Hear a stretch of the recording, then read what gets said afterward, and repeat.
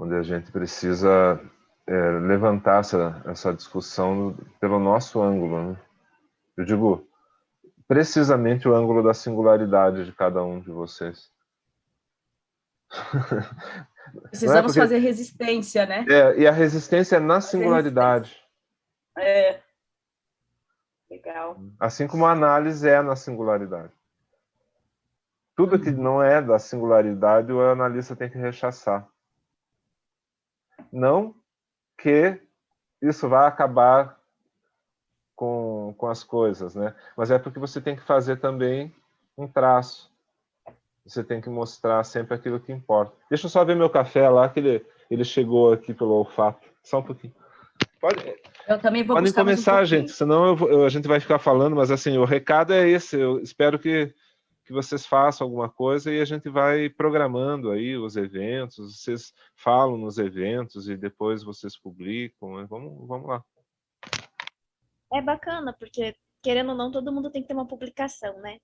Então, tem que aproveitar essas oportunidades, não passe e depois fica muito complicado conseguir publicar em qualquer lugar. Mas, enfim. Então, vamos lá. Começar. A gente continua insistindo, né, nessa questão dessa passagem do localizacionismo anatômico para a questão da funcionalidade do cérebro, né, que o Freud fez essa passagem. E aí, bom, enfim, a gente foi trabalhando os termos que o Freud usou até então, né, do que se tratava então esses termos, quando ele usava um termo do que ele estava se aproximando, né. Falamos e ainda vamos falar um pouquinho mais do quanto ele se aproximou do Stuart Mill. Mas aí agora a gente começa a se aproximar da questão de que quando o Freud se aproxima, digamos assim, dessa questão da funcionalidade do sistema cerebral, quer dizer, olhar o sistema como um todo, digamos assim, algo que o Freud precisa muito para conseguir abordar tudo isso é o tema das associações linguísticas, né? Então, de alguma forma ou de outra, ele parte do conceito de signo, que eu vou colocar aqui para vocês no chat, para vocês acompanharem. Então, ele tem o conceito de signo como realmente uma partida para essa questão das associações linguísticas.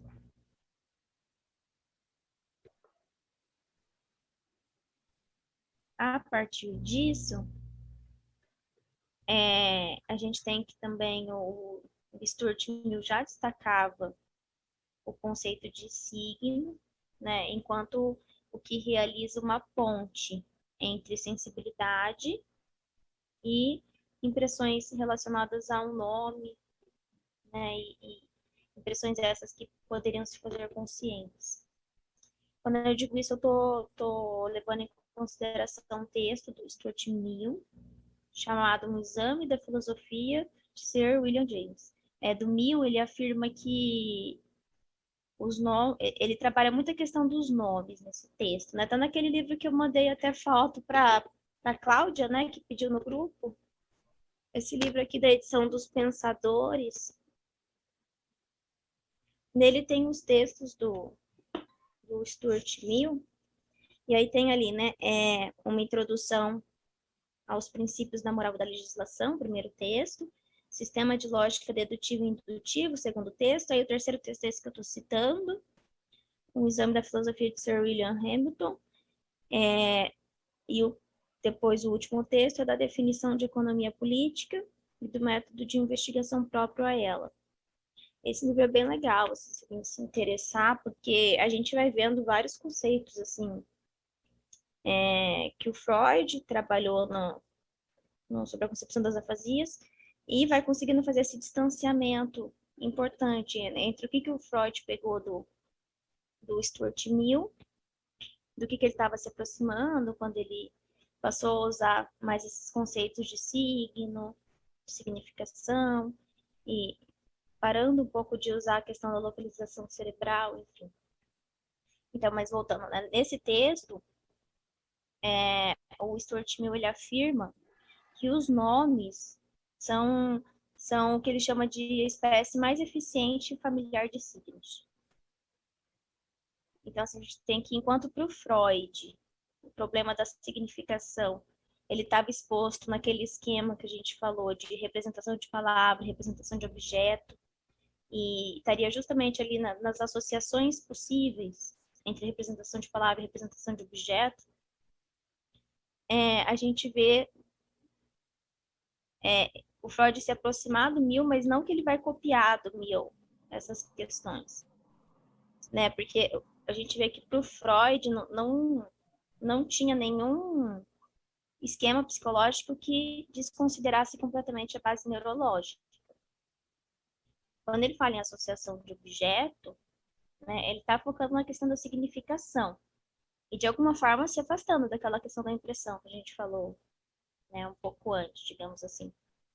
Mas quando ele faz isso, é justamente destacando que o que é representado na representação, parece uma brincadeira, o que é representado na representação não é bem um objeto, mas são diferentes associações. Mas não quer dizer que ele esteja copiando tudo do Stuart Mill. E aí, nisso, o Freud afirma que a representação de palavra, ela está ligada, então, com a representação de objeto por meio da imagem de som. A gente já viu isso de alguma forma, né? A imagem de som sendo essa extremidade sensível nas palavras dele. E vai unir os dois complexos, digamos assim. E ele fala que o trabalho do centro acústico é sempre associação. Ele fala, né, nas palavras dele, o trabalho do centro acústico consiste na associação, e não em uma transferência de estímulos a uma via que vai em direção à periferia. Quer dizer, não é uma questão localizada, não é uma questão como defende o localizacionismo, é uma questão de associação. E aí ele faz essa questão, né? Ele fala então que a imagem de som que vai ligar a representação de palavra e a representação de objetos, mas ele não tira também o destaque da imagem visual. Ele fala que a imagem visual ela possibilita diversas associações de objeto. Então, seria possível, digamos assim, para o Freud, a formação do significado de uma palavra, uma formação assim bastante conceitual, objetal, se houver essa ligação, esse encontro desses dois complexos, representação de palavra e representação de objeto. Nessa ligação, então, quem faria essa ligação seria o que ele chama de extremidade sensível, que é a imagem de som. E aí, eu acho que seria legal eu colocar aqui eu preparei não é bem assim um slide, mas é só para vocês verem, eu queria mostrar as imagens do Freud, que... Deixa eu ver se eu consigo. Vocês estão vendo aqui o computador? Eu queria mostrar as imagens, porque ele tem imagens muito legais, assim, sobre a concepção das afasias, que eu acho que seria legal a gente ver. Tem duas imagens feitas por ele também, como a gente viu na questão do nervo acústico, né? Então, eu vou mostrar a imagem e depois a gente conversa. Essa é a primeira imagem que o Freud mostra, né, que ele constrói ali no texto dele. Então, a gente vê bem o que eu estava falando aqui, ó, representação de palavra, complexo de associações de... Ele fala, né, da imagem que...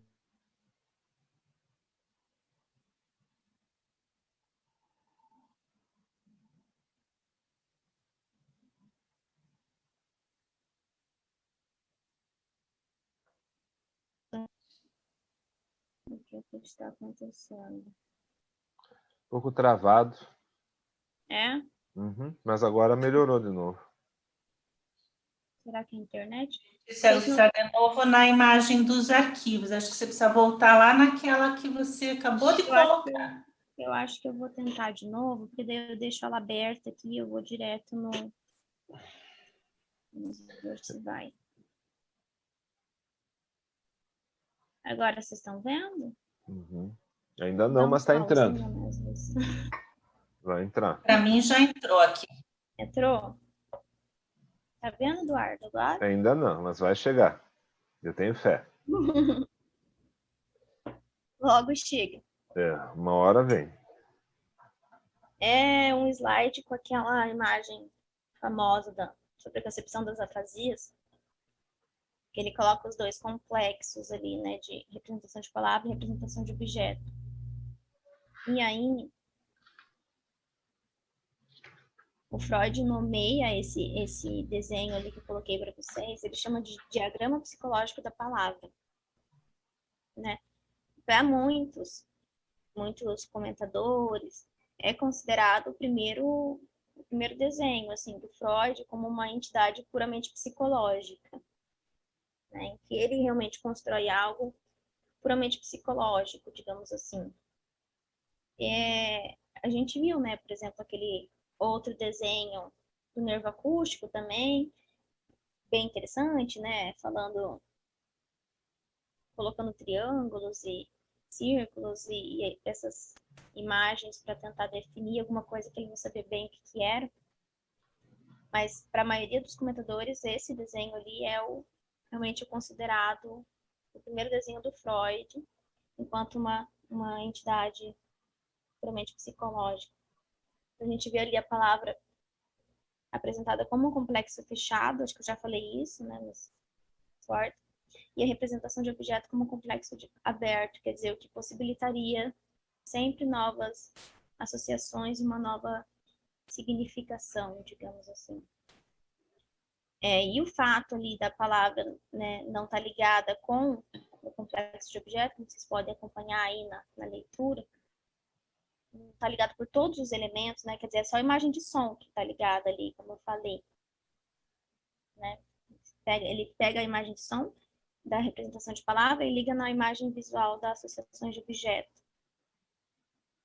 E aí, então, a partir disso, a gente já vê o Freud destacando o papel do acústico, né? Que daí também em 1923 vai vir como ponto central do psiquismo.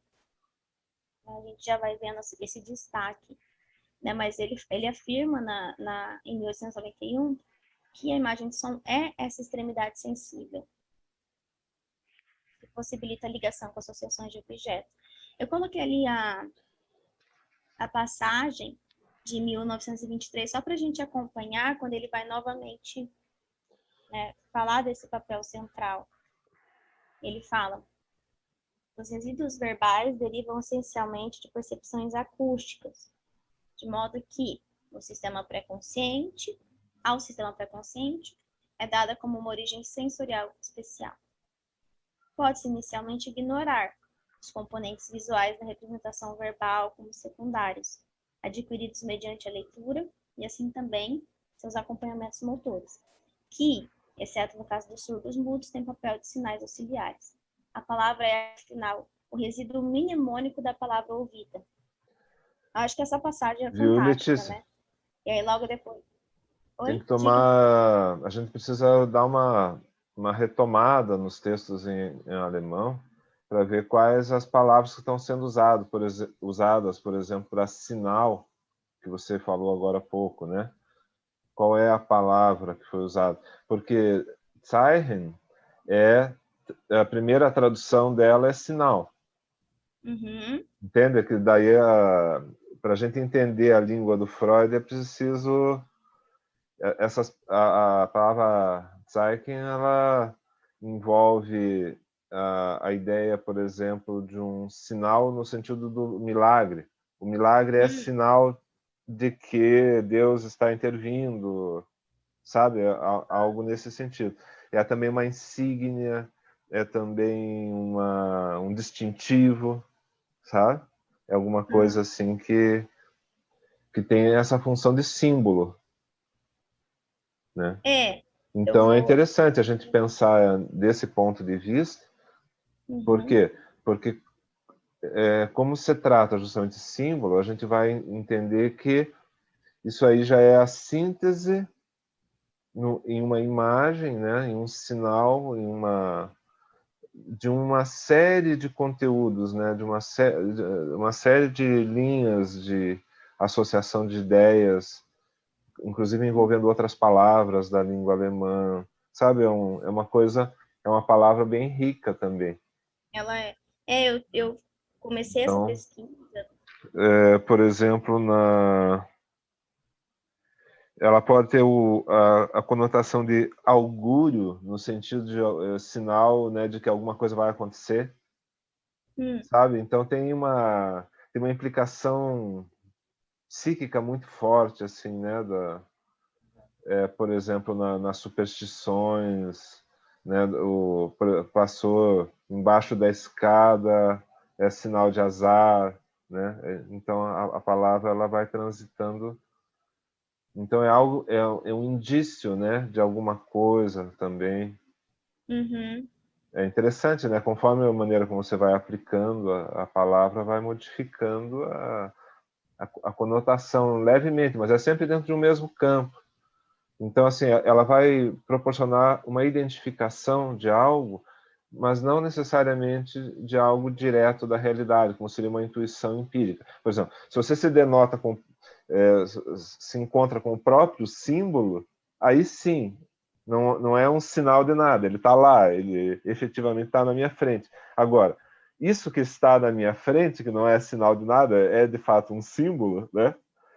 Ele, na hora que ele vai significar alguma coisa para mim, ele é sinal de alguma coisa, assim. Engraçado, né? Dependendo do jeito que você olhe para as coisas, né? Por exemplo, às vezes uma escada é só uma escada, né? Mas se ela te remete a alguma coisa, ou seja, você faz associação de ideias com algo, aí ela é Zeichen nesse outro sentido, né? Que É ela... bacana que você está me falando, porque você me ajuda a entender uma coisa. Que bom! Já é Eu uma busquei, vitória. né, algumas questões nesse sentido quando eu estava estudando sobre a concepção das afasias, ainda estou estudando, né? E para o mesmo termo, eu encontrei traduções assim corretas, diferentes, dependendo do texto. E eu não estava, assim, talvez entendendo bem do que se tratava na questão das afasias, é realmente a questão signa de significação. Mas quando eu fui para a carta 52, que ele fala do signo de percepção, e ele usa esse termo também, Zeichen, eu encontrei várias traduções colocando indicação, indício. É. Eu falava, poxa, mas o que está Está no campo acontecendo? semântico, né? Porque Agora eu é começo a pensar na entender. própria transferência, né? O discurso do analisando também é Zeichen para nós, psicanalistas, né? Ele não é alguma coisa que se deve interpretar literalmente por aquilo que é dito conscientemente pelo analisando, né? Mas assim é interessante ouvir produzindo deslocamentos, né? Ou seja, entendendo esse discurso como Zeichen, né? Como algo que remete a alguma outra coisa. Não, você não deve se fixar na ideia de que há uma interpretação, né? Mas sim que há todo um campo de associações de ideias que está vinculado com aquilo e que é um campo muito rico, que você não vai poder reduzir a uma interpretação, né? Eu tenho a chave para o enigma, né, do ser humano. Não, na verdade o ser humano aparece como enigma exatamente porque ele está unido a uma cadeia de representações que são representações que deixam um traço. E é isso que o Lacan vai chamar de significante, né? É exatamente aquilo que produz uma base para as outras coisas serem construídas em cima, né? Isso está na experiência, pode ser até mesmo na experiência com a palavra, na experiência com signos, né? Quando a pessoa se depara com a cruz, né, e sente um poder na cruz, ela está fazendo Zeichen ali, ela está produzindo né, uma conexão dizendo que essa cruz é índice de alguma coisa, é indício de alguma coisa, né? É símbolo de uma série de coisas que sintetiza um monte de coisas. E é interessante que quando você fala ali que diz que proporciona a identificação de algo que não é direto, com algo direto da realidade, digamos assim, faz bastante sentido, porque o signo, de alguma forma, né, eu vou me adentrar a isso melhor, mas o signo de percepção não tem como estar atrelado à realidade, já até pela questão da alucinação que o bebê tem, quanto, né, se demora para construir um psiquismo. Ele não está atrelado, porém está vinculado, né? Então, a questão da prova de realidade, que o Francisco, por exemplo, estava dizendo na terça passada, que era uma coisa um pouco mal explicada no Freud, o gancho é esse, né?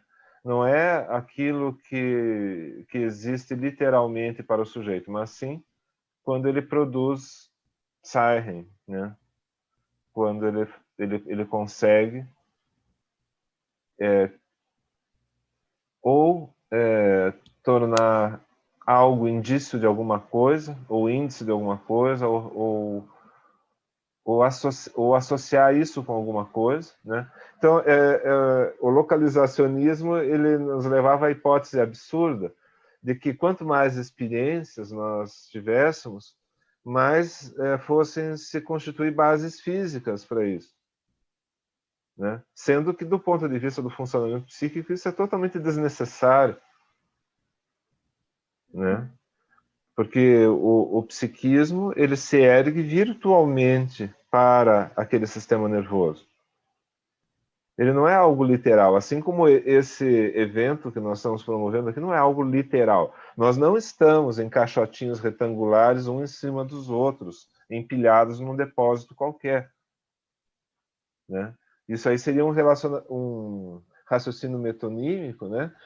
Que não corresponde à realidade dos fatos, assim como o psiquismo, do mesmo modo, ele não precisa estar fisicamente no cérebro, no sentido assim, localizado em algum lugar do cérebro.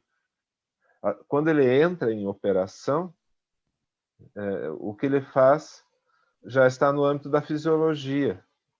Ou seja, não dá para você reduzir a atividade muscular também ao que acontece com as fibras musculares. Porque tem toda a dinâmica, né? Quer dizer, toda a relação dessas fibras musculares com o restante do organismo, com o ambiente, com tudo quanto é coisa, com a alimentação, né? Se a alimentação produz lactose, daí o sujeito vai cansar mais rápido, os músculos vão pedir para você parar de uma vez, pelo amor de Deus, né? Quer dizer, o funcionamento da coisa nunca condiz precisamente com o soma, né? Com o somático. A realidade de funcionamento é de uma complexidade muito maior.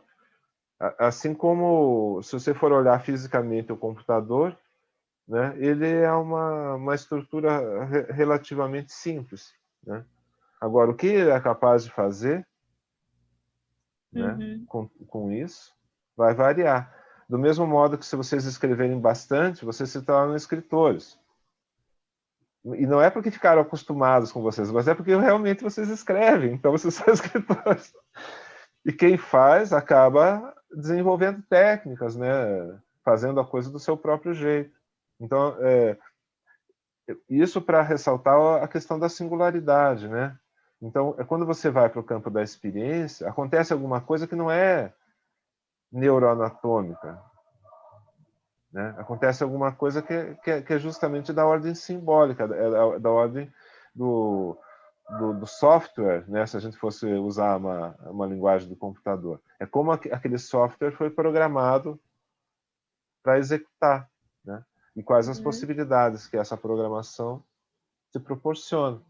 Então, a amplificação, né, do uso em função das cadeias associativas que estão vinculadas a ele.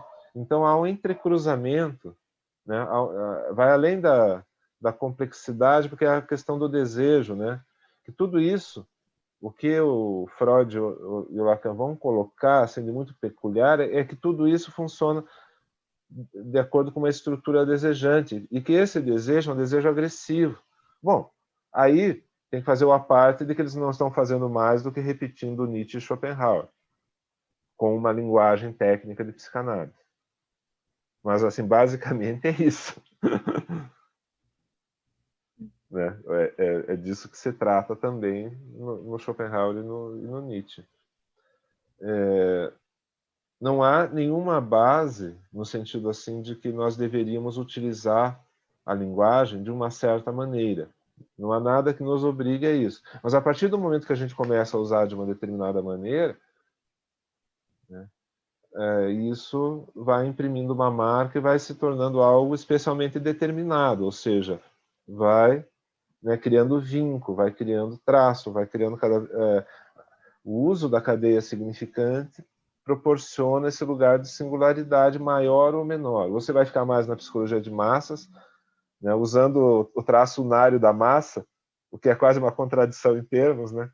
Mas assim, você pega aquele traço que já existe no contexto da massa, que vem como palavra de ordem, né, e que não é para refletir, é só para comandar e seguir, né?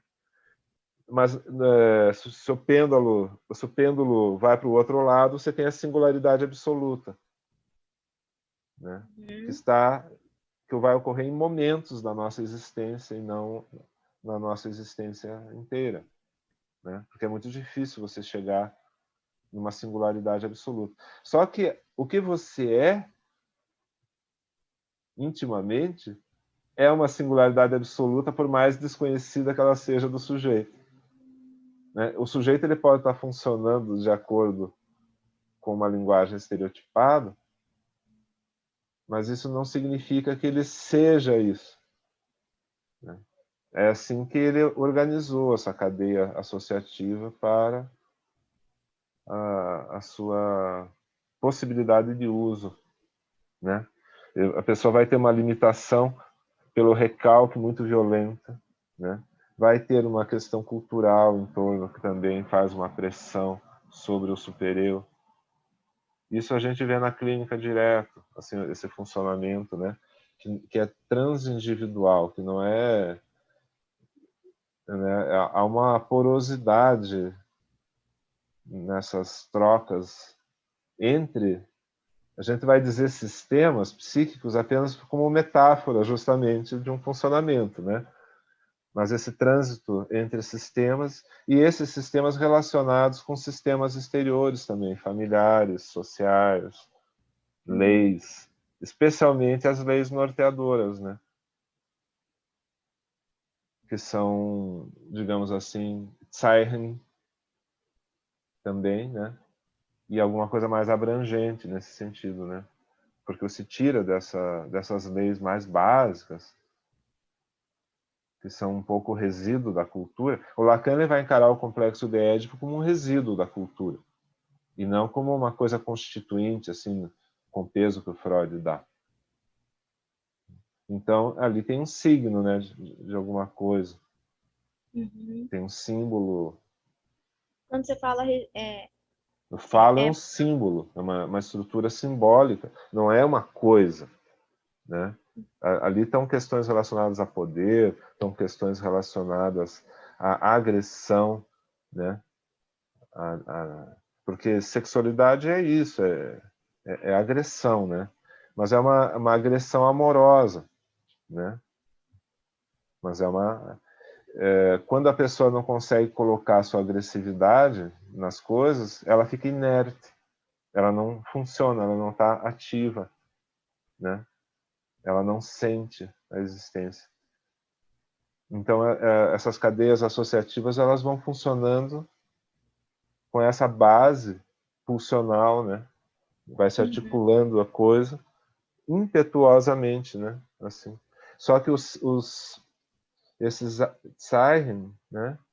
Cada um desses signos aí, eles vão, de certo modo, servir de entroncamento no universo simbólico para a significação, né? A significação não é uma literalidade. A significação é uma espécie de redemoinho de possibilidades que aquele Zeichen proporciona. É interessante pensar desse modo, né? Porque é como um ponto de convergência, né? Cada conexão simbólica dessas é como um ponto de convergência. É isso que permite as trocas, né? Não é uma relação no sentido assim que como se as coisas se encaixassem, mas na verdade é um trânsito, é um fluxo. Não é um jogo de armar. Não é um quebra-cabeças que você vai montando, assim, 10 peças ficam fixas. É uma coisa que acontece dinamicamente o tempo inteiro. Esses signos, eles não estão parados em algum lugar. Muito embora eles possam ser materializados. É interessante o que eu vou falar amanhã sobre os Kuna, aquela mesma cultura que foi que veio como tema do Lévi-Strauss, né? Eu tenho mais coisas para falar, mas assim, basicamente eles têm essa capacidade, né, devido ao estilo cultural, de trazer esses signos assim e construírem pequenas estatuetas que reúnem toda essa gama de significados, né? Por exemplo, o que significa o homem branco? O homem branco foi incorporado na cultura Kuna. Por quê? Porque é o modo como eles vão fazer a síntese do que significa o homem branco para eles. Então vira um bonequinho. Mas só que quando você abre aquele bonequinho, é o DNA de todas as associações de ideias, de todas as metáforas produzidas a respeito do homem branco naquela cultura, que foi violentada, estuprada, morta, assassinada, corrompida, destruída, como a gente está assistindo aqui no Brasil hoje, né? E vão resistindo, né? E uma peculiaridade da cultura é que ela é muito resistente, ela é muito consistente. Mas aonde que ela é consistente? Na ordem simbólica. Por isso que ela é estudada, né? Assim, porque é muito claramente isso. Eles não se sustentam no físico, eles se sustentam na ordem simbólica. E quando o ser humano se sustenta na ordem simbólica, ele não pode ser destruído assim, sabe? Ele vai resistir nem que seja no mais íntimo dele. Agora, se essa ordem se perde, né, se há uma desagregação, como ocorreu com os maias, por exemplo, tudo que você tem deles são os restos físicos, mas a marca simbólica está nos restos físicos. Porque quando você pega a estatueta, quando você pega a máscara, quando você pega a representação em desenho ou qualquer coisa, todo o DNA daquela cultura está ali. E não é para você simplesmente fazer como os arqueólogos faziam antigamente, tentar entender o que significa, né? Mas é interessante pensar como significa, né? Que é justamente essa ideia do movimento. Desculpa me apegar nisso, tá, Letícia? Eu sei que eu tomei um tempo danado, mas é porque como que a gente vai fazer para unir tudo que a gente está aprendendo, né? De manhã, de tarde, de noite. É assim, né? Você tem que tentar estabelecer algum tipo de funcionamento também para isso. Senão fica tudo desconectado, né? Dá a impressão que a gente está fazendo uma coisa aqui e lá está fazendo outra. E no trabalho vocês estão fazendo uma terceira, uma quarta, uma quinta. Eu ia falar isso agora, que possibilita para a gente unir isso no nosso trabalho, né? E isso que você está falando é muito interessante, porque eu estou justamente agora, nesse momento, trabalhando na distinção entre, né, o que seria, então, sobre a concepção das afasias, um signo e um símbolo, né? Como realizar, como destrinchar isso, né? E pelo que eu estou encontrando, a forma, assim, mais legal de fazer isso vai ser diferenciando as formas de afasia que o Freud citou, né? Ele falou de 3 tipos de afasia e ele falava de onde está a perturbação, né? No caso de cada uma delas, quer dizer, no caso de cada uma, onde que estaria a perturbação. E pelo que eu estou pesquisando, justamente a gente tem, assim, que a gente chama de afasia verbal, que ele fala, né, tá perturbada a associação entre os elementos né, que compõem ali a representação de palavra. Então, aqui na imagem fica bacana da gente ver, né? Então, a gente tem na afasia verbal algo desses elementos aqui nesse campo de representação de palavra que estaria perturbado, né? Que é algo bem da questão da representação, né? E aí tem o que ele chama de afasia assimbólica. A afasia simbólica, ele diz que é a perturbação, né, justamente nesse encontro, nessa associação entre complexo de representação de palavra e de associação de objeto. Né, estaria perturbado justamente essa conexão que a gente vê ali da imagem de som com a visual. Você não consegue... Se você tivesse uma população que fosse toda assim, a cultura não teria representação iconográfica nenhuma. Uhum. Não ia ter mandala, por exemplo, nem cruz. E aí, no caso, ele fala da afasia agnóstica, que é onde eu tenho encontrado fortemente a questão sígnica, né? A afasia agnóstica, que ele diz que é uma perturbação nas associações de objetos, quer dizer, você não consegue reconhecer os objetos. Não consegue reconhecer entre eles, né? Estabelecer nexo. Justamente o signo, né, é o que produz significado. Então você percebe as coisas como índice, mas não consegue transformar essa informação em algum tipo de conhecimento no sentido, né, de estabelecer uma relação de significado. Então as coisas ficam descontextualizadas. É isso. E aí, isso que você fala também me ajuda a continuar essa diferenciação entre, né, o que é então um símbolo, o que é um índice, o que é um signo, aonde que a gente encontraria isso, no caso das afasias, né, qual afasia perturbaria o quê, que consequências teria, porque eu acho que a forma mais fácil de eu continuar destrinchando isso é realmente por essas três afasias, sabe? E é o que eu estou justamente me dedicando nesse exato momento, assim, da minha pesquisa.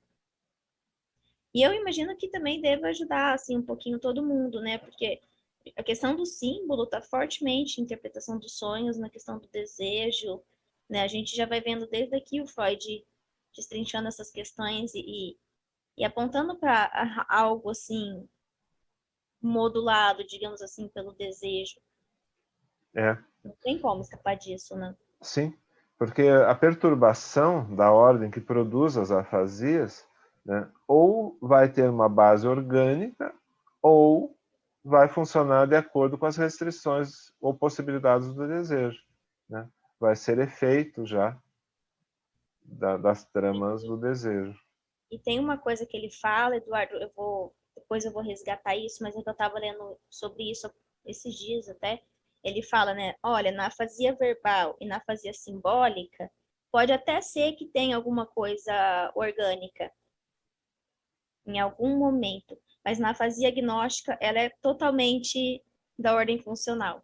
Uhum. Quer dizer, não tem nenhuma possibilidade que a afasia agnóstica se estabeleça. E a pergunta é, você explica isso como? Né? O porquê disso?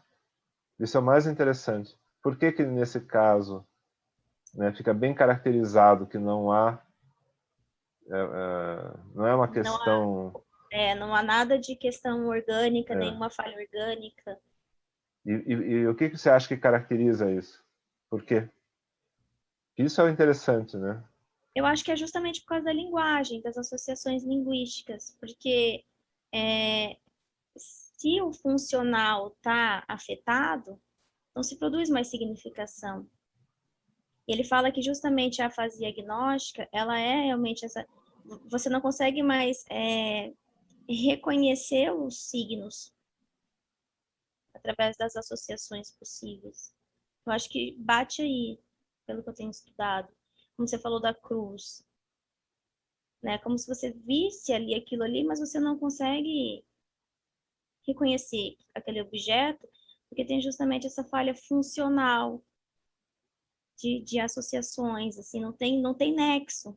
E aí que mais tarde, né, vai ser explorado em relação ao problema do recalque, né? Uhum. Né? Por isso que a repressão é a pedra angular sobre a qual se construiu todo o edifício da psicanálise, né? Essa frase famosa do Freud, né? É a pedra angular. Pedra angular é a pedra da fundação, né? Onde você coloca um resquício do menir, né? Da idade da pedra. Você coloca lá. E aí você tem que achar a pedra fundamental, né? Ali tem o registro, né, originário daquela propriedade. E em forma de pedra fincada no chão, né? E a teoria da repressão é isso na psicanálise, né? Da Fernand. Temos sempre que lembrar que recalque, né, é um termo aclimatado ao termo original, que é repressão mesmo, né? Na carta 52, assim, ele usa repressão. Eu me lembro de ter buscado o Na original. verdade, é a mesma palavra, Fernand, né, a negativa, por exemplo, ela vai Verdrängung,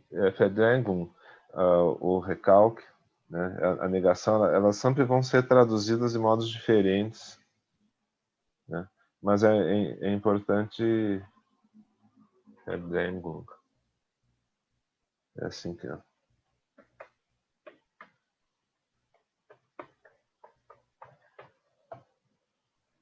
Elas precisam ser... só para vocês verem, assim, que sem psicanálise nenhuma, né?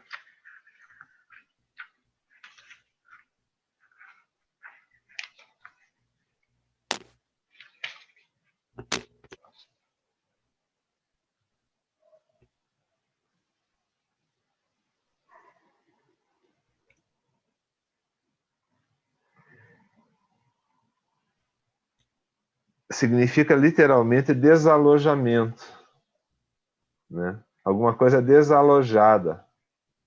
Olha que interessante, né? Tinha um lugar junto à consciência, estaria então no pré-consciente da primeira tópica, né?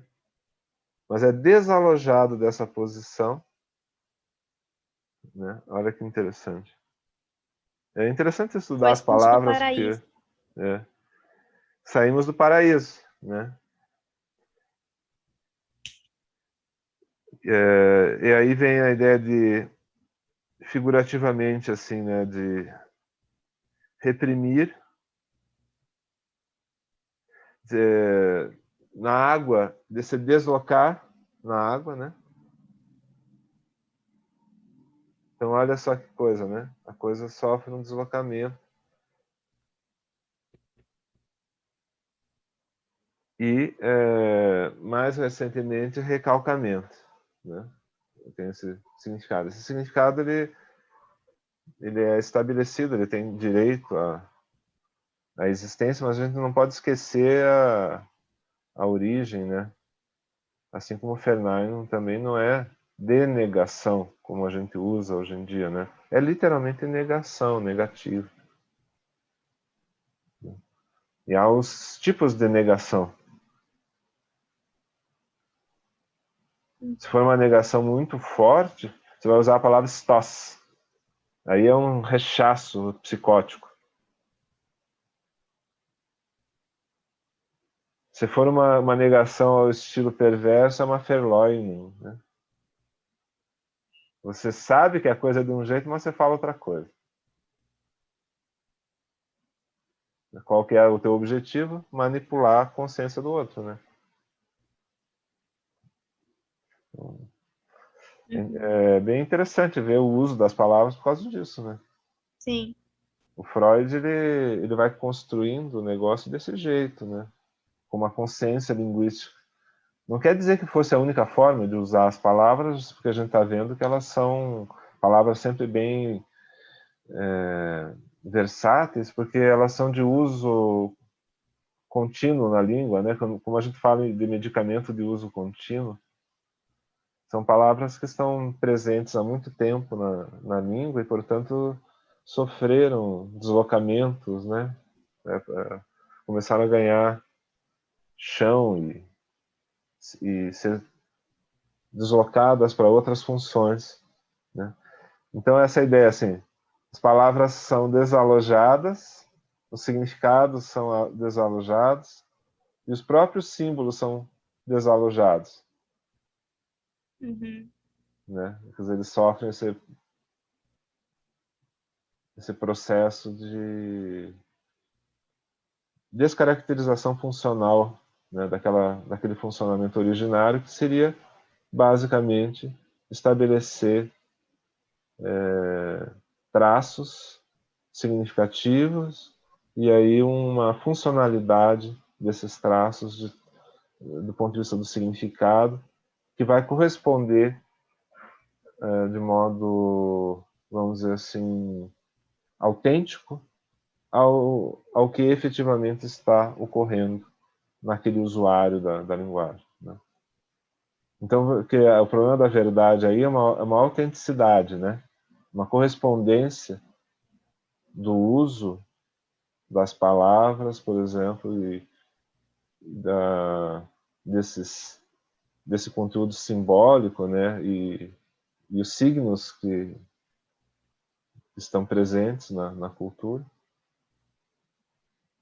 que vão funcionar como uma espécie de fluxo simbólico, né?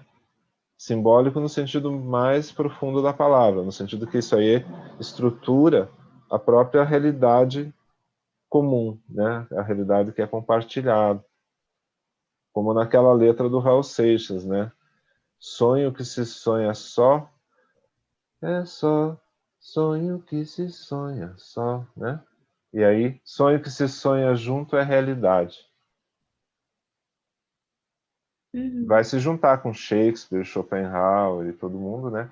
Que vão dizer que a diferença entre o sonho, o Schopenhauer diz isso no livro traduzido pelo Oswaldo, a quadrúplice raiz do princípio de razão suficiente, o livro de a teoria do conhecimento do Schopenhauer, que é a tese de doutorado dele.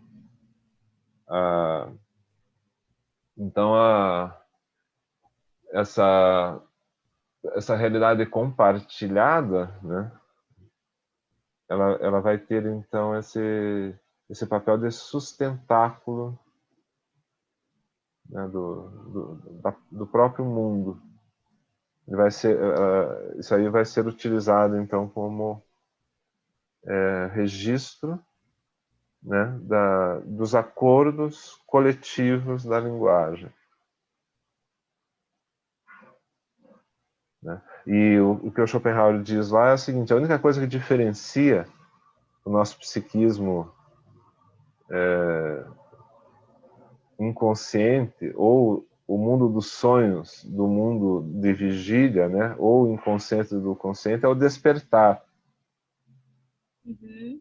Então, essa palavra despertar também, ela é um acordar, mas é também um despertar para a coisa, né? Então, é quando algo faz signo, né? Produz um signo. Signo, ele não é a verdade literal, né? Ele é algo que tem uma aproximação significativa exatamente do ponto de vista dessa prova de realidade, né?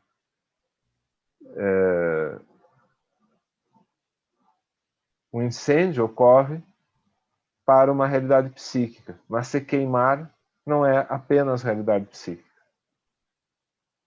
né? Isso produz efeito significativo, produz um traço real, tanto que quando a criança encosta a mão no fogão e não morre por causa disso, passa a temer o fogão, né?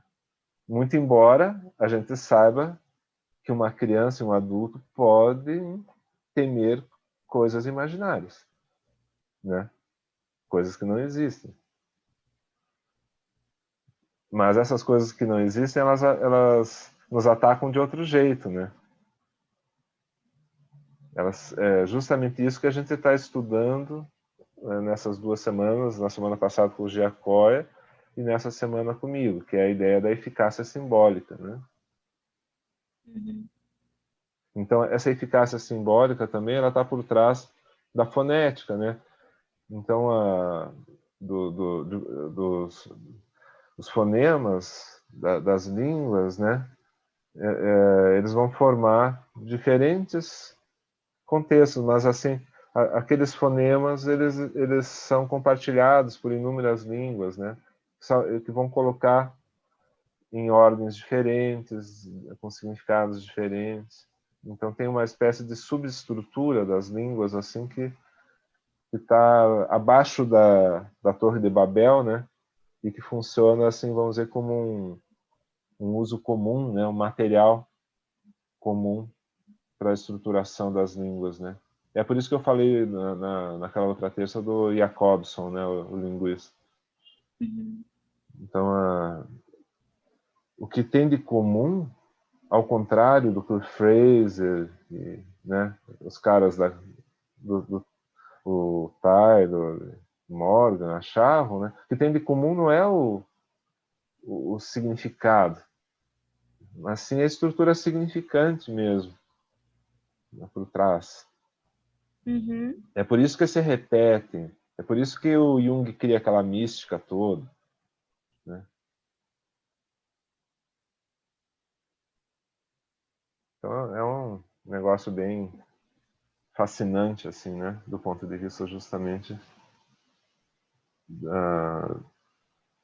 que tudo isso pode ser material para a expressão da máxima singularidade, né? E eu acho que isso aí interessa bastante na pesquisa do Antônio, exatamente no momento que ele está vivendo, assim, né? De pesquisa dele. Eduardo, Mas, cortou uns 15 ah, segundos. Você é pode mesmo? repetir? Sim. Corto. Que todo esse oceano, né, que sustenta a linguagem, né, e qualquer linguagem, e que vai formando justamente uma estrutura de signos também, né, e uma cadeia simbólica, porque essa cadeia simbólica são os traços efetivos deixados nas coisas, tanto na marca da experiência, quanto as produções humanas na cultura também, né? Quando a gente vê certas relações que nós temos com imagens, por exemplo, elas tanto têm sua face de signo quanto a sua face de símbolo, né? Mas, ao mesmo tempo, o que interessa é ser capaz, justamente, de uma singularidade, utilizar todo esse repertório. E é por isso que eu falei que isso interessava basicamente a pesquisa, o ponto da pesquisa do Antônio agora, assim, né? Onde ele está olhando mais diretamente nos olhos da Clarice Lispector, né? Tá olhando mais diretamente nos olhos dela, entendendo a Clarice como o verdadeiro objeto da pesquisa dele, né? Assim, de um modo mais radical. Acho que isso já era, né? Mas assim, isso é que nem aquele Kuan Zen, né? Que assim, antes do Zen, uma árvore é só uma árvore, né? Depois que a gente tem o contato com a Clarice Lispector, a árvore muda completamente de figura, né? Mas depois que você atinge, né, um contato mais profundo com a Clarice Lispector, o mundo volta a ser o mundo, né? Então, entende? Assim, uma posição que você ocupa frente às coisas. Eu fiz uma brincadeira em cima do Kuan Zen, né? Colocando a Clarice Lispector ali no meio, mas são justamente esses deslocamentos assim que vão produzindo a singularidade, né? Por quê? Porque há um encontro significativo de duas coisas e isso faz graça, né? Tem um filme onde um sujeito tenta ensinar um robô a contar piada, né? E não dá muito certo porque ele entende tudo metonimicamente, né? Ele não faz associações de ideias significativas, não faz Não tem aproximações de metáfora. coisas que estão distantes, transformando numa terceira, né?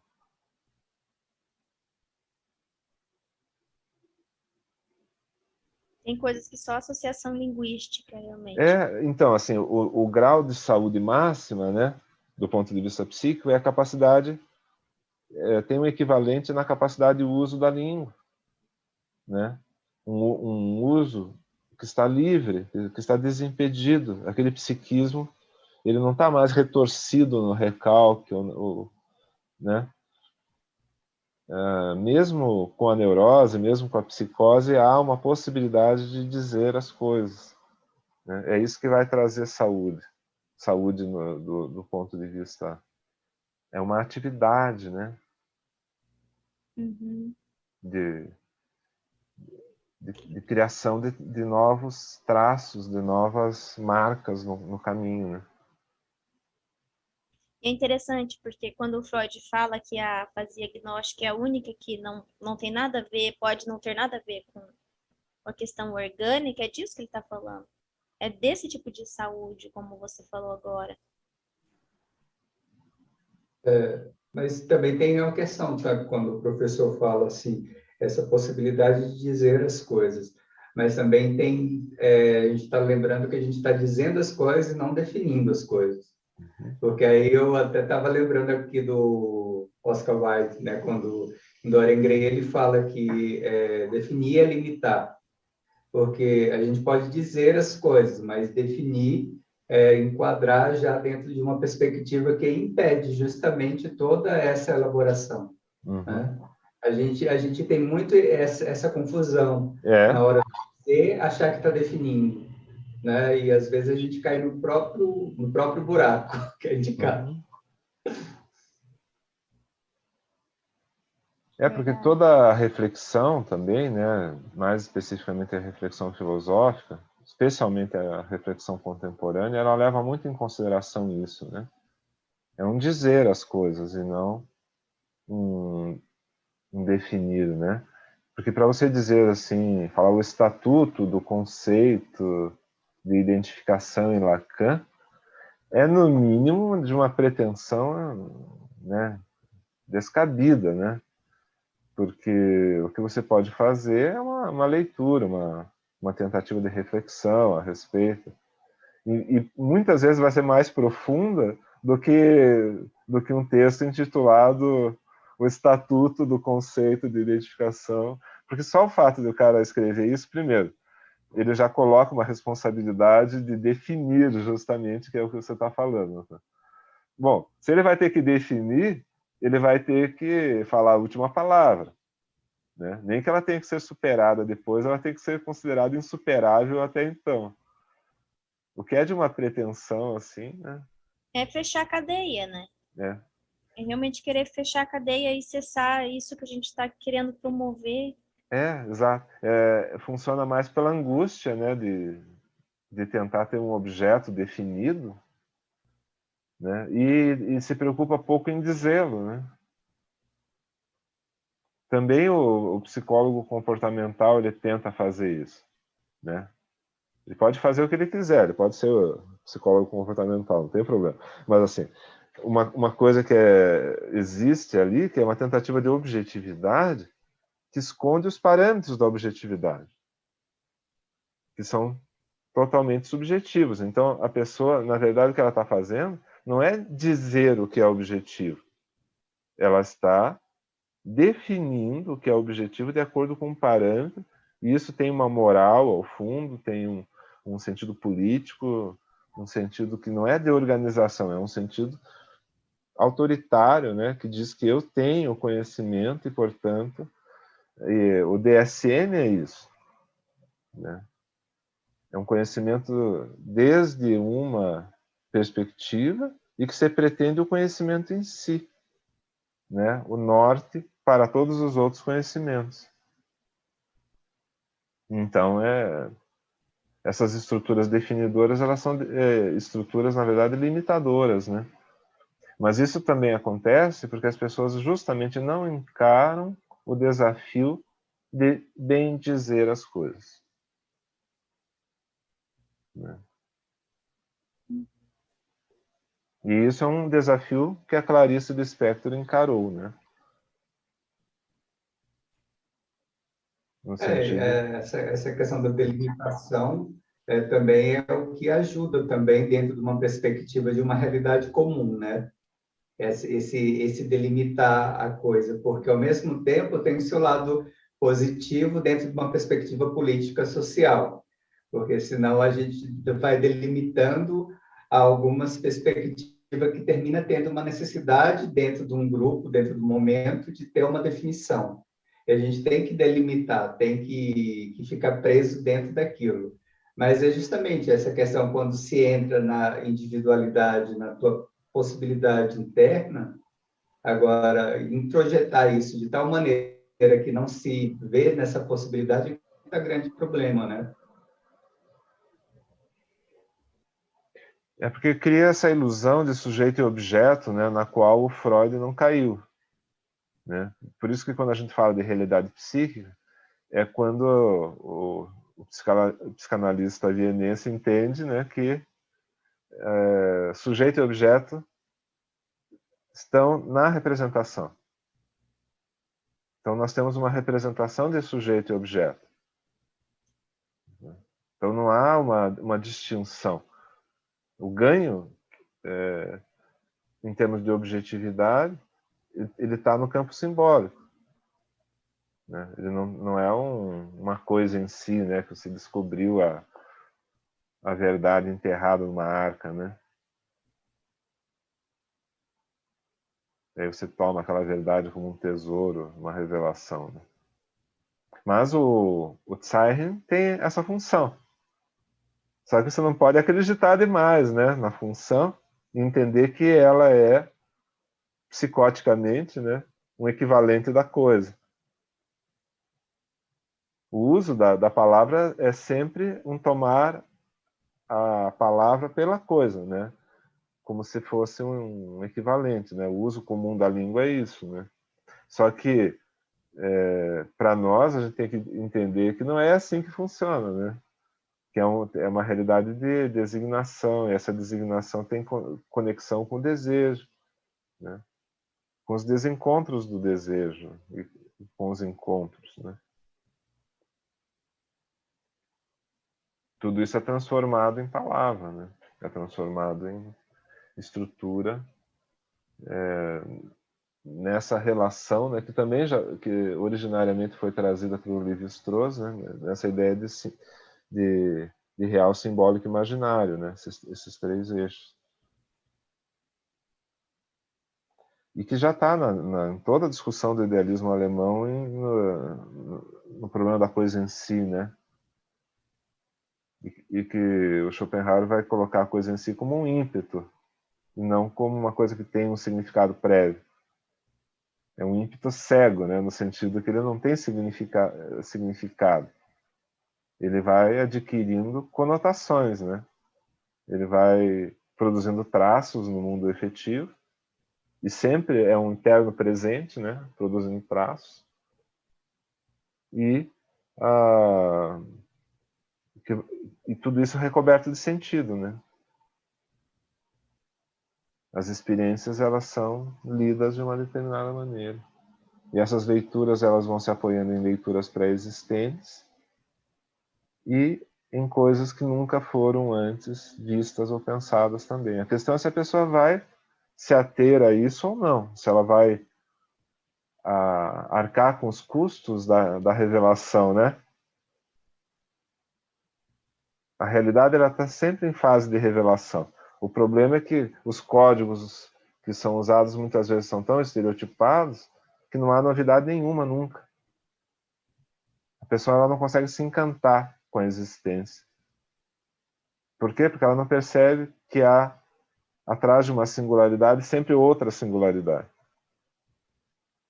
Então vai ficando estereotipado, né? A relação com a significação das coisas vai ficando estereotipada. Porque não é uma questão de formalidade. Oi? Claricianamente falando, são as epifanias, né? Então, o cotidiano ele pode produzir muitas epifanias, né?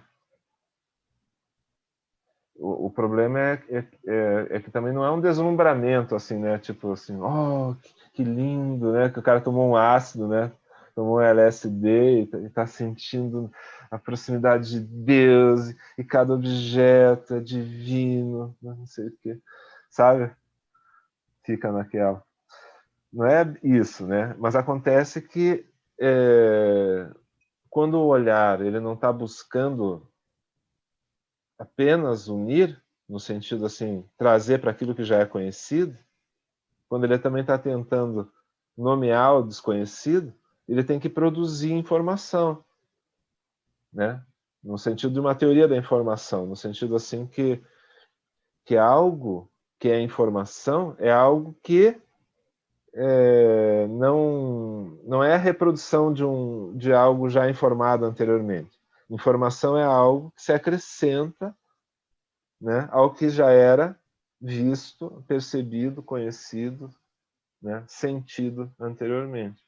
É isso que é informação, né? Senão é jornal de ontem, que não traz informação. A gente diz informação nova, mas isso aí é pleonasmo, né? A informação ela é nova, ela nos informa. Você não vai ser informado que você já está informado.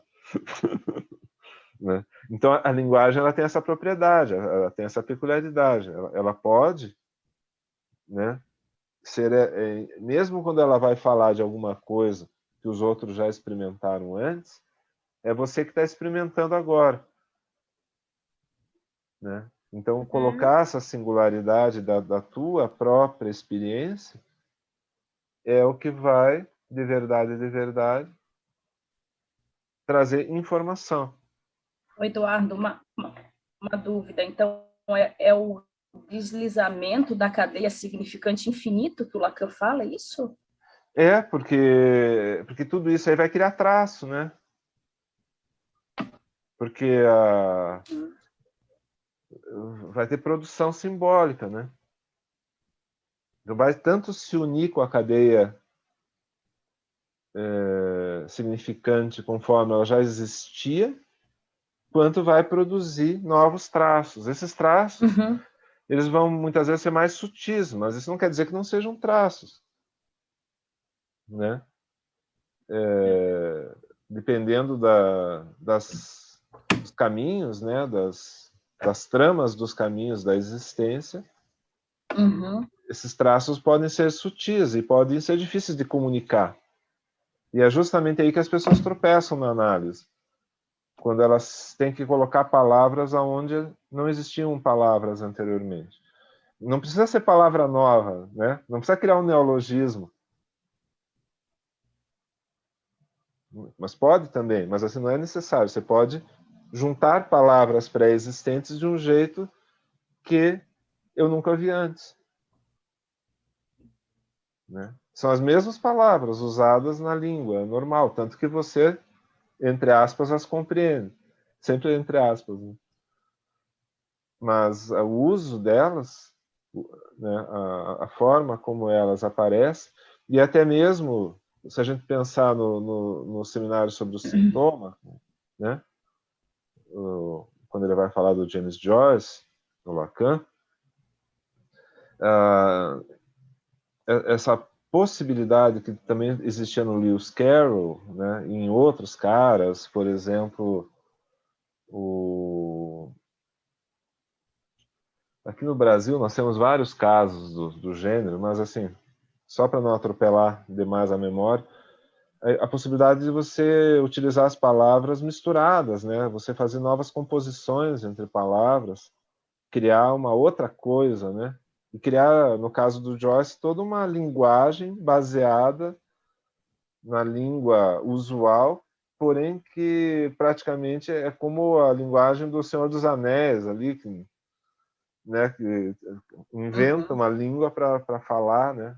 Baseada na língua inglesa, mas que não é exatamente a língua inglesa como ela é conhecida, né? Tanto que cada uma daquelas páginas ali do Ulisses, Finnegan's Wake, né? Finnegan's Wake, né? É o despertar do fim, né? Quer dizer, o nome evoca essa ideia, né, do despertar do fim, quer dizer, o Finícius, né? Finnegan's, em português, assim, seria Finícius, né? O fim que é o início. E esses deslocamentos na linguagem, eles podem ser muito bem metaforizados nisso, né? Nessa palavra que o James Joyce inventou como nome de personagem, assim, né? Despertar do sujeito, que é o finício, né? Como se em português fosse o finício, o fim, início. Que o fim são os traços pré-existentes, né? Eles já estão mortos, basicamente. Eles não vão fazer traços deles mesmos. Eles só vão poder fazer alguma estrutura de significação em cima, né? Mas eles podem produzir movimento de produzir traço. Isso sim. E quando Joyce mexe com a língua desse jeito, né, com a liberdade, né, que ele tem, a liberdade interna que ele tem, né, de fazer isso, que ele se permite fazer de algum jeito, ele acaba nos mostrando ali concretamente como é que funciona a estrutura da língua, a arbitrariedade da língua, né, a arbitrariedade dos traços. Você tem que pegar esses traços, né, que, digamos assim, do ponto de vista já linguístico, né, e dar significado para eles.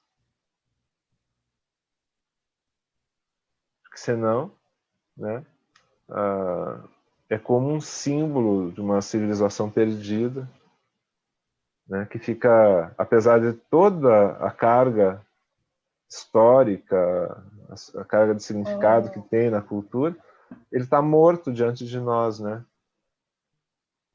Assim, não se pode permanecer na arbitrariedade, né?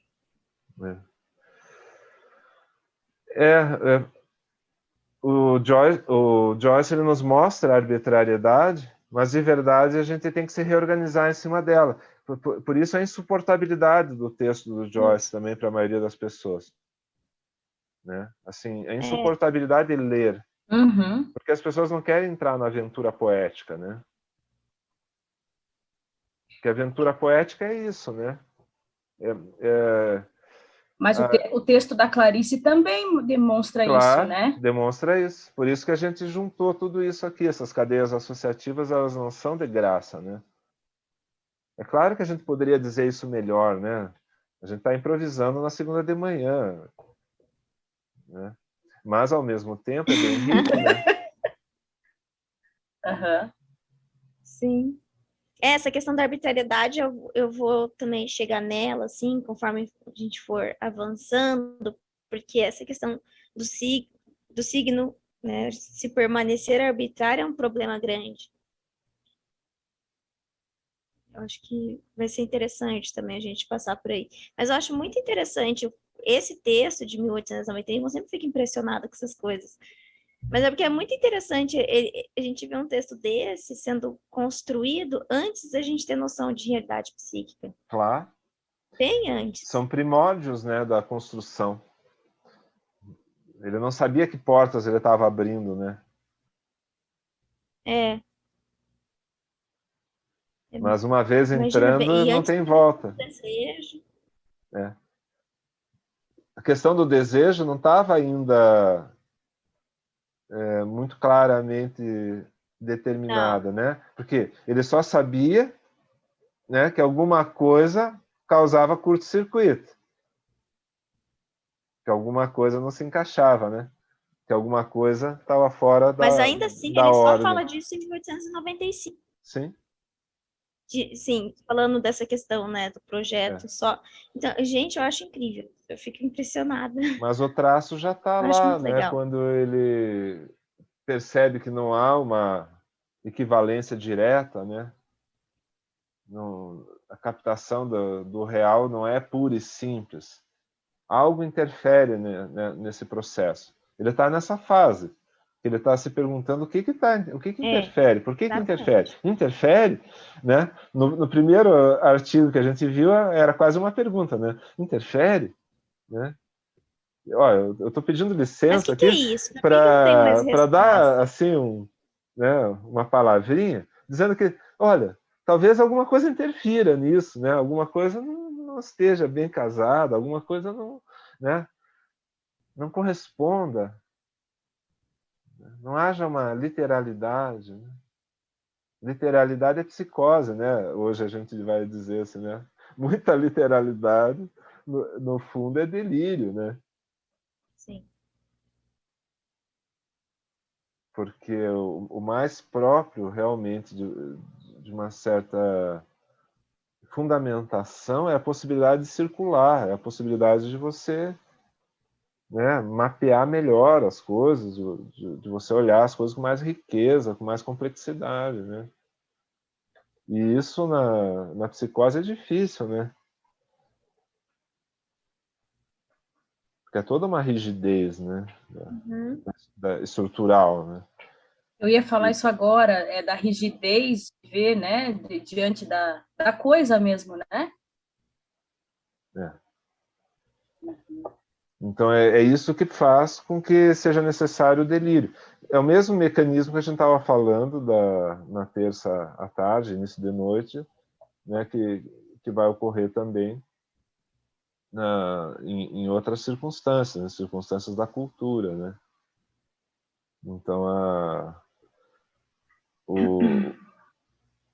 a rigidez ela tem que levar ao delírio. Por quê? Porque, por exemplo, quando a criança ela está ali ainda em fase de desorganização completa, ela ainda não se organizou, né?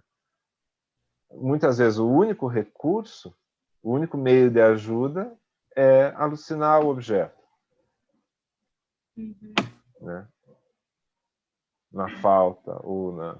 Só que quando você pega a psicose, você vê que haveria a possibilidade de fazer uma leitura. Se você estivesse numa outra estrutura, você poderia fazer uma outra leitura da realidade. Mas como não dá, você está nessa mesma posição da criança, né?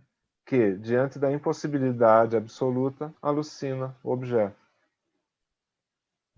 Então, isso é feito naturalmente, né? Não é uma coisa assim que você liga um botãozinho e daí agora eu vou entrar no modo alucinação.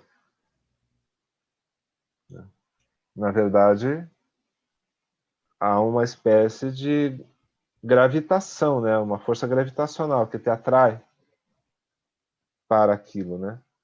Por falta de recurso.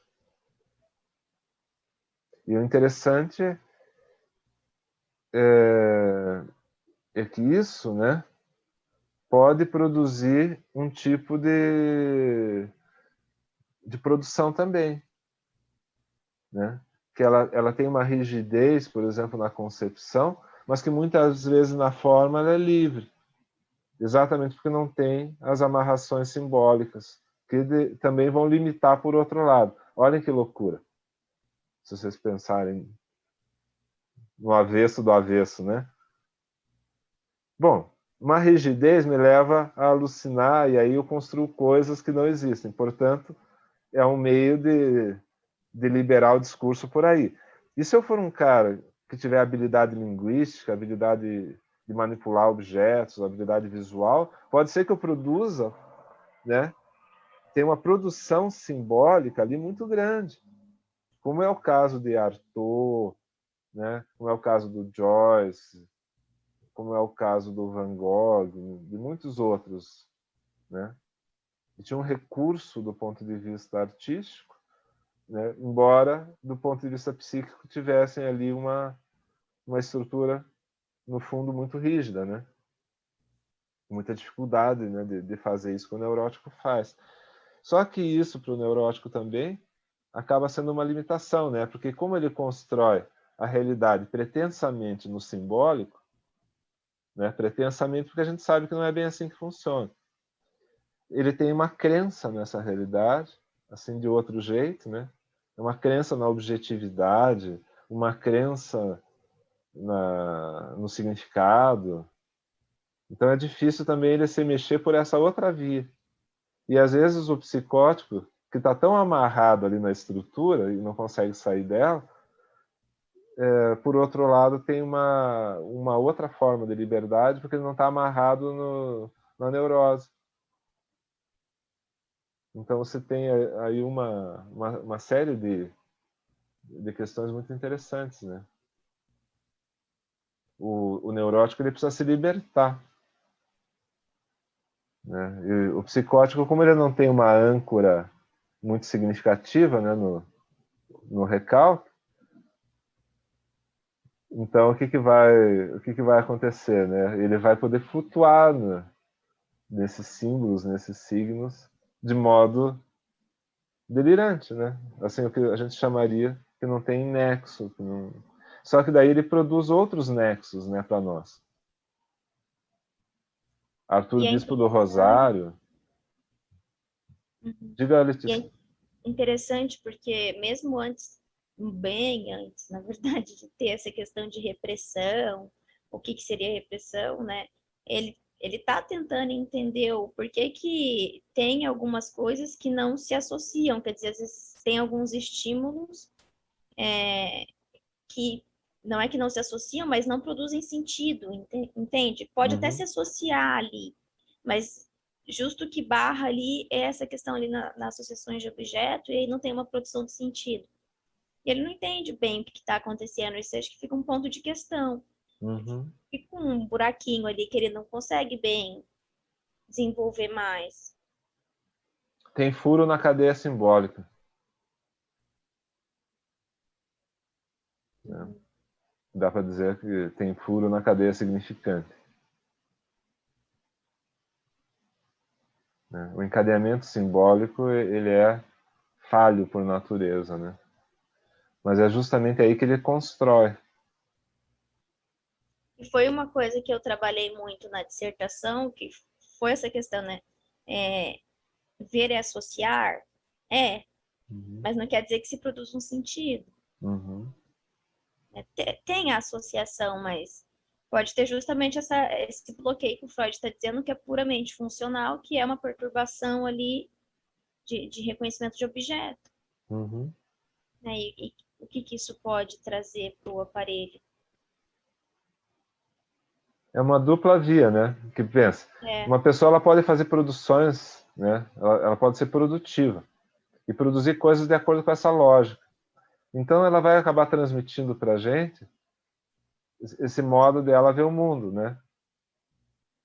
E aí a gente vai se perguntar o que significa isso, né? Quando muita coisa ali não significa nada. Não é assim que funciona. É uma coisa que está se apresentando para nós, mas não quer dizer que aquilo ali possa ter algum significado, no sentido convencional da palavra. Pode ser dito alguma coisa, como a gente estava falando ali com o Antônio agora há pouco, né? Pode ser dito alguma coisa, mas aí vai falhar justamente a referência, né? Não tem uma referência. Das duas, uma. Ou se cria um traço a partir daquilo, né? E aí começa a elaborar coisas, né? Ou fica realmente uma lacuna, um lugar de não senso no discurso. Tem muitos. Não é pouca coisa, não. Quando as pessoas falam é que a gente vê isso. Como tem lacuna, como tem buraco, como tem escuridão no discurso.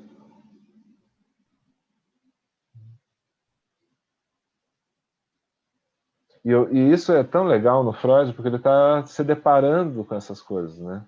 Ele está tentando fazer um estudo convencional, mas a cabeça dele vai além do convencional, né? Você vê que tem momentos em que ele faz um esforço enorme, né, para tentar construir. Ali tem esse segundo desenho aqui, ó, que o Freud diz que ele é. Ai, por que não tá aí?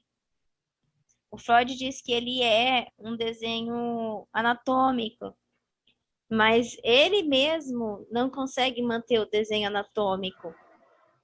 É muito interessante, porque ele constrói isso que ele chama de feixes que ligam, né, ali o campo acústico com o campo óptico. E se esses próprios feixes, essa própria ligação já é em si, digamos assim, simbólica, não tem como manter o anatômico em si. Ele vai nomear isso de esquema anatômico do campo de associação de linguagem. Mas é muito interessante porque ele fala que ali todos os campos têm essa questão da ligação bilateral, exceto o acústico. O acústico, né, como a gente viu ali na imagem de som se relaciona com a imagem visual. E acho que aqui esse desenho ajuda a gente a entender aquilo que eu estava falando, assim, dos distúrbios de linguagem, né? Ele coloca, olha bem onde ele coloca a simbolia ali, que é a perturbação entre a representação, essa ligação entre representação de objeto e representação de palavra. Bem na ligação do campo acústico com a imagem visual, que é justo que promove essa ligação. É muito interessante. E até essa questão desses feixes, ela é trabalhada por comentadores, né, que falam, bom, talvez nem aqui o anatômico se sustente muito bem. Porque do que se trata esses feixes, né, se não de ligações possíveis simbólicas?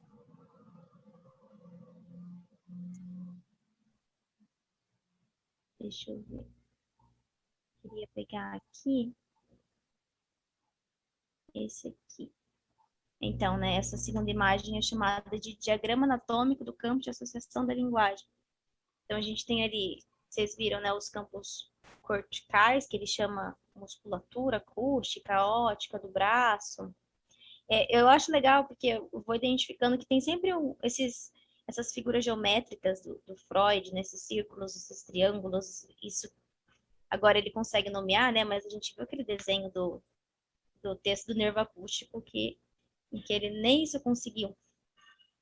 E esses caminhos esses feixes mesmo, esses caminhos que ele constrói, são caminhos por associação da linguagem. Não tem muito como fazer de outra forma, né? É funcional também. Mas, novamente, né, o Freud fala, né, na afasia verbal e na afasia simbólica pode até ter alguma coisa da ordem orgânica, mas na agnóstica é puramente funcional. Eu coloco aqui só alguns pensamentos, assim, né, a respeito de que o Freud nunca mais vai voltar a construir esse tipo de esquema anatômico. A partir disso vão ser só aqueles desenhos como a gente vê a interpretação dos sonhos, né, que ele faz o que o Cláudio Rubin chama de régua, né, mas aquela construção de como a percepção e o desejo estariam no psiquismo, enfim. E ele afirma que, digamos assim, lá em 1901 ele consegue dizer das resistências, mas aqui ele ainda não tem esse viés. Mas ainda assim é como se tivesse, porque ele esbarra justamente na questão da resistência. E aí eu queria só a gente ver esse desenho que ele fala que é anatômico, prestar bastante atenção nesses feixes, principalmente nesse feixe que liga o campo acústico, que é o único que não é bilateral com o campo óptico, e aí a gente retorna no desenho apresentado do nervo acústico, e a gente vai vendo, digamos assim, uma forma do Freud de construir as coisas. Uma forma do Freud de tentar associar as coisas que ele estava trabalhando, as coisas que ele estava estudando naquele momento. Não que sejam, né, de forma alguma, desenhos iguais ou que tenham que ser referentes, mas a gente já via que tinham coisas que irradiavam, que eram a mais na teoria do Freud. E o fato dele ter destacado justamente o campo acústico como o único que não tem essa ligação bilateral, aí ele fala aqui, não. Ele fala, mas por que eu fiz isso, né? Por que o campo acústico é o único que não tem essa ligação bilateral? Ele fala, por um lado, com o objetivo de tornar confusa a imagem, e por outro, por causa da obscuridade que existe, especificamente sobre a relação entre campo auditivo, ele fala, e centro acústico de linguagem. Ou seja, entre o físico e o psíquico. Para ele estava muito obscuro isso. Como que se associavam questões que chegavam através da audição, psiquicamente, né? Era algo difícil, eu acho que só seria possível realmente ele destrinchar isso a partir do tema da realidade psíquica e da repressão. Não teria como, de outra forma. Fica, assim, uma confusão para ele. Ele fala, bom, eu não vou colocar a ligação bilateral primeiro, né, porque não quero tornar a imagem mais confunda, mas, na verdade, é porque ele fala dessa obscuridade que existe na relação entre campo auditivo e centro acústico de linguagem. Acho que aqui, para mim, está o cerne, assim, da percepção acústica nesse texto. É justamente sobre obscuridade. E o que vai permitir que ele faça isso é justamente daí a percepção dessa linguagem do desejo funcionando, né? É. E isso vai... é por isso que ele vai não só fundar a psicanálise em cima do recalque, mas em cima também da sexualidade, né? E aí, né, enfim, aí a gente vai, a partir dessas descobertas de Freud, muita coisa vai cair, né, a teoria, a neurótica dele cai. Muitas coisas que sustentavam a teoria dele acabam não sustentando mais. E aí tem uma pesquisa que eu fiz ali em mais ou menos 1897, de várias cartas do Freud, simplesmente dizer assim, né, desesperado para falar mas o que é então a fantasia? São coisas ouvidas? São coisas vistas? Mas é a partir de qual idade? Justamente ainda isso ainda atrelado ao que ele está falando aqui, que é essa obscuridade entre físico e psíquico. Eu acho que esse viés, assim, pelo menos para o meu interesse de pesquisa, é fundamental. Porque ele fala isso em uma nota de rodapé, e isso acaba ficando. Porque ele realmente não tem muita resposta. E ele não retoma essa obscuridade ao longo do texto. Fica numa nota de rodapé. Para quem quiser, tá na página 106 ali daquele livrinho amarelo da Companhia das Letras. Bem embaixo desse desenho que vocês estão vendo aí, é o rodapé desse desenho.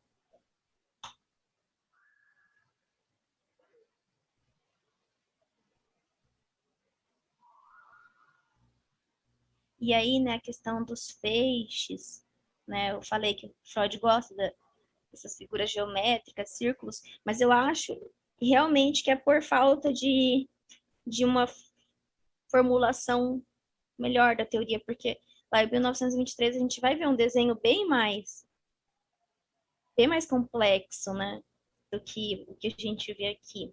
Né? Mas de qualquer forma... Quando ele adota, né, a noção de aparelho psíquico, né, é um facilitador justamente para... Né, não é uma coisa que deva ser interpretada literalmente de novo, né? Sim. É uma linguagem, né, usada para exprimir algo que de outro modo é difícil, né? Não estava dando conta. Né? A linguagem metapsicológica é isso, né? Você encaixa a coisa... Não é uma descrição pura e simples, né? É uma descrição que está fundamentada, né, interrelacionada com o quantitativo, né? Ou seja, com as intensidades, que é uma coisa muito do organismo, né? Quer dizer, que vai dar força para as representações, né? Essa força é um gasto energético, inclusive, né? Se a gente for ver, depende da tua alimentação, inclusive. Né? Quer dizer, o que você vai conseguir colocar de ímpeto, né? Falta ferro na tua alimentação, né? Aquela coisa. É bem o quantitativo ali, né? O combustível da coisa, a intensificação. E esse aspecto funcional, né, que vem como estrutura de linguagem. Uhum. Né? uma estrutura de deslocamentos, de sínteses, né, de condensações. Entender como é que as coisas funcionam, daí em cima, como é que elas podem ser descritas baseadas nesse funcionamento em cima de uma estrutura, né, que Mas é é muito interessante, física. né, Eduardo, ver como é que ele se vira sem a instauração de desejo, de conceituação de Sim. E, e virar. o Lacan ele vai deslocar isso da estrutura física para a estrutura simbólica, né, à maneira do Lévi-Strauss. E ele perde bastante ao fazer isso, né? Porque daí ele tem que recuperar o corpo ao longo dos seminários, por exemplo, ele vai ter que, vocês podem perceber assim que ele vai tentando recuperar, né, esse corpo de outras formas, né?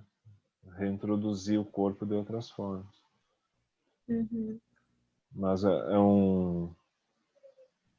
uma coisa que permite, se a gente for pensar, né, nessa maneira como Lacan se apropria, né, dessa teoria do Freud, como ele acentua justamente os aspectos que você está estudando,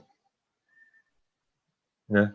Porque aí não importa de onde vem a energia, né, no sentido puramente físico da palavra, Uhum. mas sim que ela está mobilizada, né, nessa estrutura de traços e de significação, né?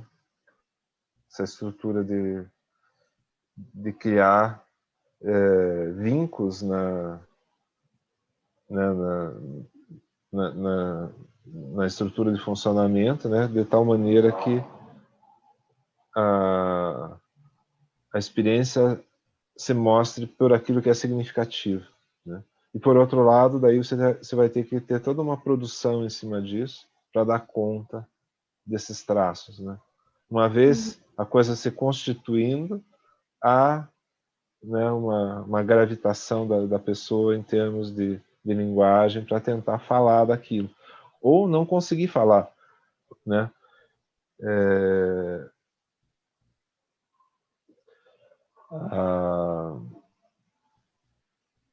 O impacto da, daquele traço pode ser excessivo para aquilo que é possível colocar em palavras, né? Uhum. Não só por um evento desagradável, né? Assim, alguma coisa, mas também as coisas agradáveis para as quais não se tem palavras, né? E nem essa questão do excessivo ele tinha nesse texto, né? Então, eu acho esses textos É. realmente Ele não está lidando com todos os problemas, né? Porque a gente está olhando a coisa pelo retrovisor, né? É. E ele não tinha esse retrovisor. Quer dizer, o que ele via no retrovisor era a filosofia, né, a medicina do tempo dele, a ciência do tempo dele e os recursos.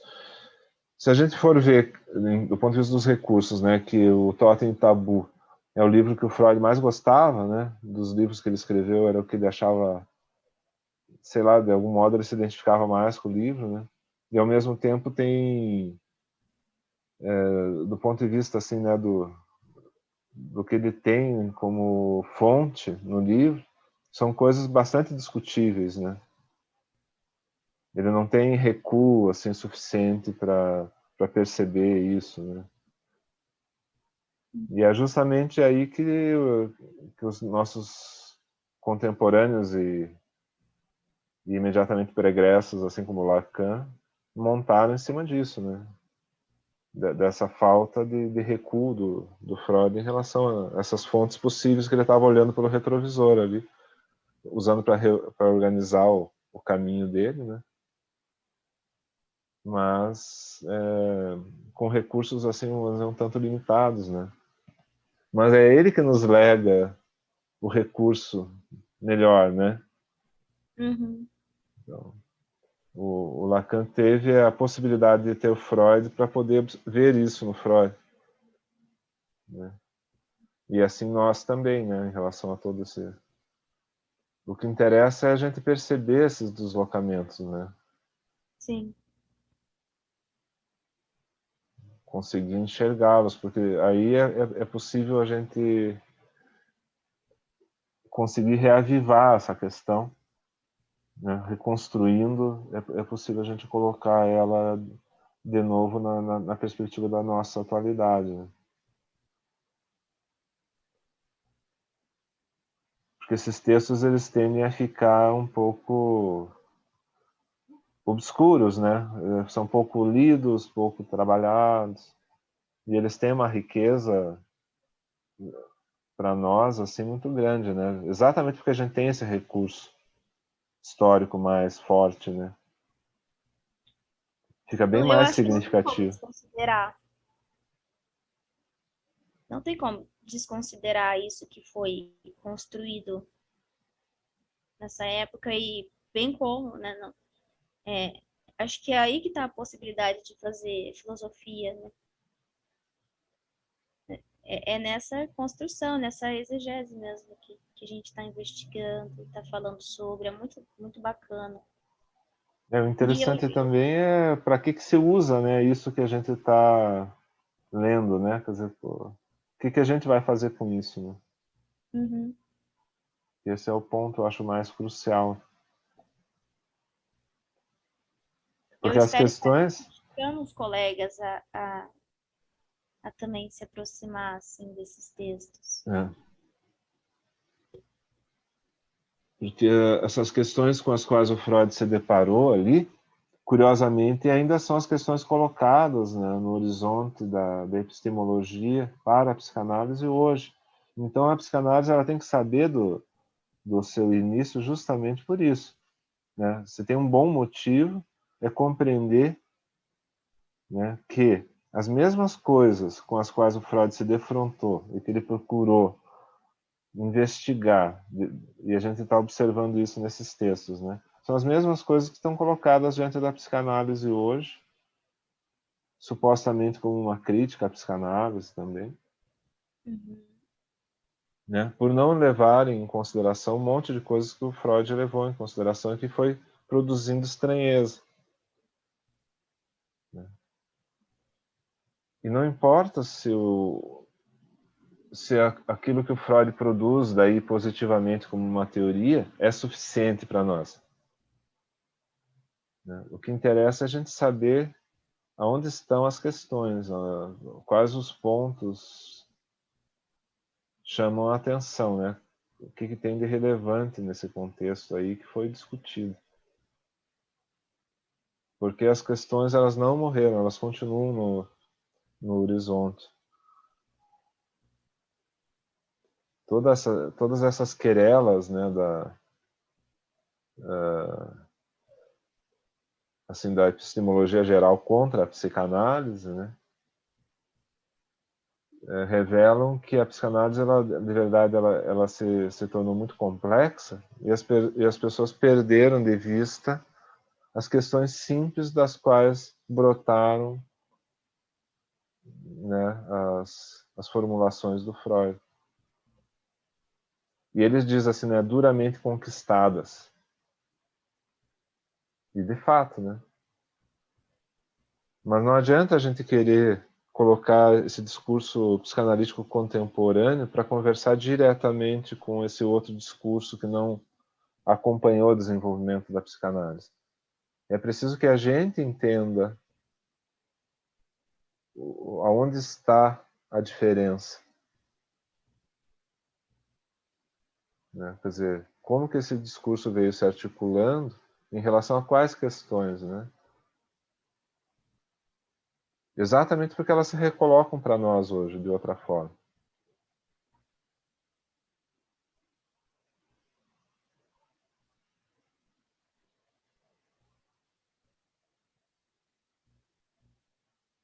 E acho que o que fica, assim, que aponta o nosso estudo, até para, né, os próximos encontros, É justamente isso.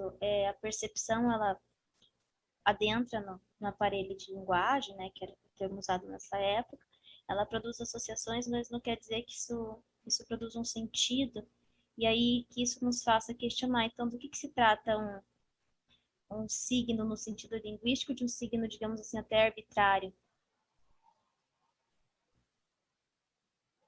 E aí acho que isso movimenta os próximos encontros, aí eu espero.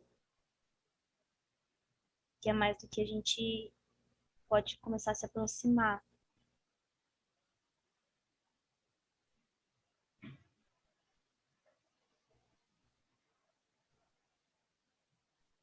Acho que é isso, né, gente? Tá bom. Desejar para vocês, então, um bom dia, uma boa segunda-feira, uma boa semana. Boa semana para você. Até amanhã. Obrigada, pessoal. Tchau, até amanhã. Tchau, gente. Até amanhã. Tchau, tchau. Para quem estiver no seminário.